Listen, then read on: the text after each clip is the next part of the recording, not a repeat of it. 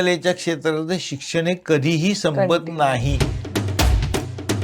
तुमच्या आधीच्या एक्सपिरियन्स व्यतिरिक्त काय काय नवीन एक्सपिरियन्स केलं? खूप गोष्टी शिकलो. फॅशन डिझायनिंगचं शिक्षण ज्या पद्धतीने घेतलं, ॲटमॉस्फिअर सगळं फॅशन डिझायनिंगचं म्हणून होतं. फॅकल्टी ट्रेनिंग प्रोग्राम असे, त्यामुळे निफ्टमध्ये जाऊन सुद्धा आमचे 2 ट्रेनिंग प्रोग्राम झालेले आहेत. वेगवेगळ्या पद्धती, किती वेगळ्या पद्धती डिझाईन्स म्हणजे सारखी डोक्याला चालना होती आणि खूप काही शिकायला मिळालं. इव्हन ड्रेपिंग सुद्धा मी सॉफ्टमध्ये असताना शिकलो. पण तवावाला मॅडमनी पण म्हणजे तिसऱ्या गुरु जर मानायचे असतील तर परत तवावाला मॅडम आहेत की ज्यांनी मला इन डिटेल सगळ्या गोष्टी शिकवल्या अतिशय व्यवस्थित पद्धतीने, अगदी परफेक्ट पद्धतीने.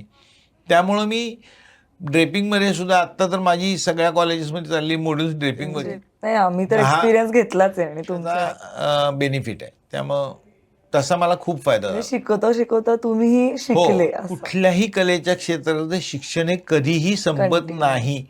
ज्या दिवशी तुम्हाला वाटेल की मी सर्वज्ञ आहे त्या दिवशी तुम्ही संपलात.